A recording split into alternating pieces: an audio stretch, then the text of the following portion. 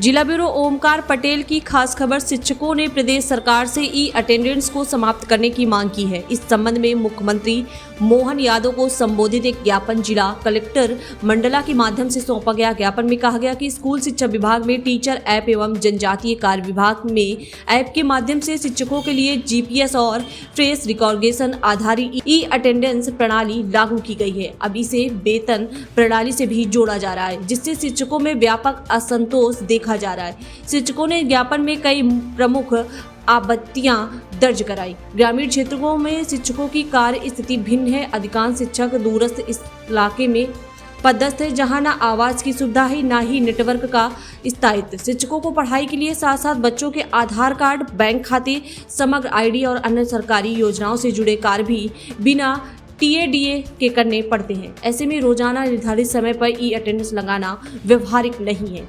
तकनीकी गड़बड़ियों की समस्या, कई बार नेटवर्क, लोकेशन और फेस रिकॉग्निशन सही से काम नहीं करते। शिक्षक समय पर विद्यालय पहुंचने के बावजूद उपस्थिति दर्ज नहीं करा पाते, जिसमें भ्रम और परेशानी की स्थिति बनती है।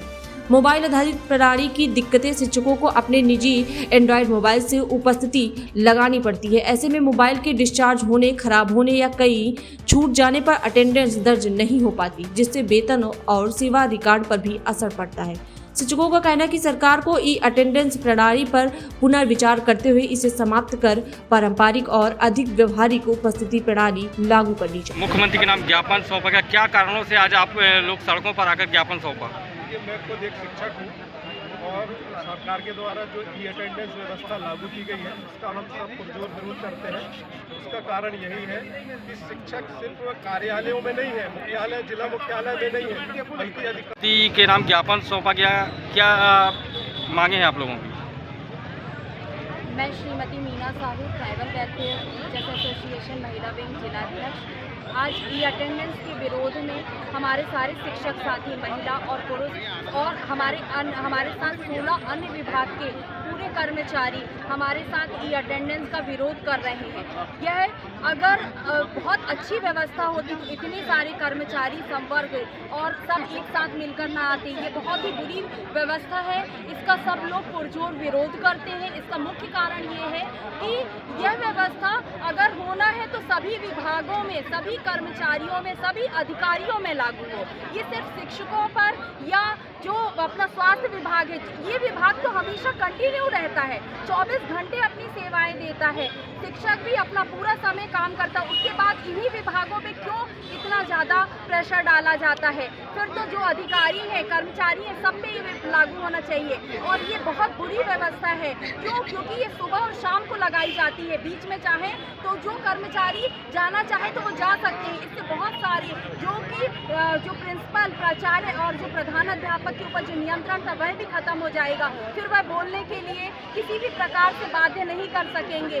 इसमें आप अगर चाहते हैं कि किसी भी प्रकार से पारदर्शिता हो तो इसमें किसी भी प्रकार से पारदर्शिता नहीं है। इसी वजह से हम सब शिक्षक, कर्मचारी और जितने भी सरकारी 16 संगठन यहाँ पर इकट्ठे हुए हैं, हम सब लोग इसका विरोध करते हैं और हमेशा करते रहेंगे। जैसे इसके पहले शिवराज सिंह चौहान जी ने, माननीय पूर्व मुख्यमंत्री ने हम लोगों की पीड़ा को समझा और इस अपमानजनक व्यवस्था को खत्म किया।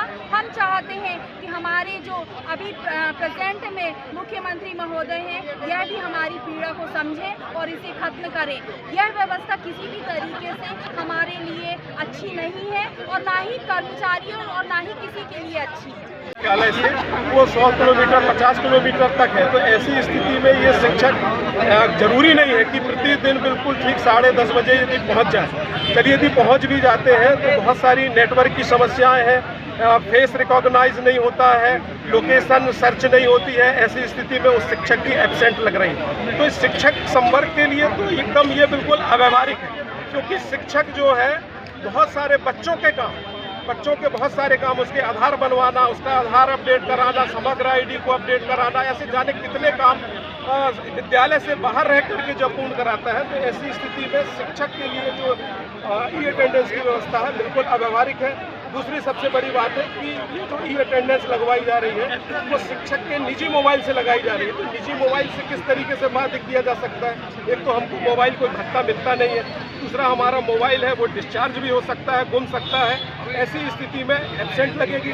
सिर्फ बात एब्सेंट लगने की नहीं है, ई अटेंडेंस व्यवस्था में यदि एब्सेंट लग गई तो सीधा वेतन कटेगा, बीच में आपकी कोई सुनवाई नहीं है। इसी को लेकर के हमारा विरोध है कि इस तरीके से जो है सीधा वेतन काटने की व्यवस्था जो की गई है वो इसका हम विरोध करते हैं। स्कूल शिक्षा विभाग में जो हमारे गेस्ट टीचर साथी हैं तो किसी कारण से अटेंडेंस नहीं लगवा पाए तो उनकी 2-2, 3-3 महीने की जो है वेतन काट ली गई है। आगे चल करके ट्राइबल विभाग में भी जो कि शिक्षक बहुत दूरस्थ क्षेत्रों में पदस्थ हैं, किसी भी कारण से यदि विद्यालय नहीं पहुंचेंगे तो सीधा उनका वेतन काट लिया जाएगा। इसको लेकर के हमारे सारे शिक्षक साथी और समस्त लगभग 16 संगठनों ने आज इसका विरोध किया है और आगे भी यदि ये व्यवस्था लागू रखी जाती है, बंद नहीं की जाती है तो हम किए जा रहे हैं, उसी आधार पर वेतन आहरण किया जाना सुनिश्चित किया गया है, जो कि न्याय संगत नहीं है, जो कि हमारे प्रति भेदभाव की भावना को दर्शाता है।